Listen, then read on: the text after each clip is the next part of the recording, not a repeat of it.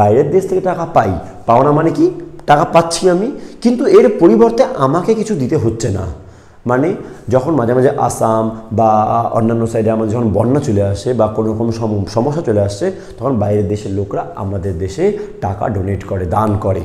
ঠিক, এবার টাকা দান করলো, বা আমার বাবা কোনো তোমাদের কেউ রিলেটিভ বাইরের দেশে আছে, তারা এখানে গিফট পাঠাইছে তোমাকে, এই সমস্ত যাবতীয় যেই গিফট পাঠালো তোমাকে, এমনি এমনি পাঠাইছে, বা দান আসছে বাইরের দেশ থেকে, সেটা এমনি আসছে আমাদের, এর পরিবর্তে আমাকে কিছু করতে হয়নি। তো এই ধরনের যে পাওনা, যেটা আমি পাবো, মানে আমি টাকা পাচ্ছি বাট ওর জন্য আমি কিছু করছি না, তাকে বলা হচ্ছে প্রতিদানহীন পাওনা। সেমভাবে আমরাও বাইরের দেশকে আবার কিছু না কিছু ডোনেট করে থাকি, দিয়ে থাকি। তো আমরা যখন বাইরের দেশে কিছু না কিছু দিব উইথাউট এনি রিজন, বা তার পরিবর্তে আমরা কিছু পাচ্ছি না, তো দিতে হবে, তো দে না, এই জন্য এখানে আসলো। তো প্রতিদানহীন দেনাটা বুঝতে পারলাম, এটা ওয়ান কাইন্ড অফ দান বা ডোনেশন বা গিফট বা চ্যারিটি। কি, তো এটা যখন আমি পাবো তখন এই পাশে আসবে, যখন দিব তখন এই পাশে আসবে, সিম্পল।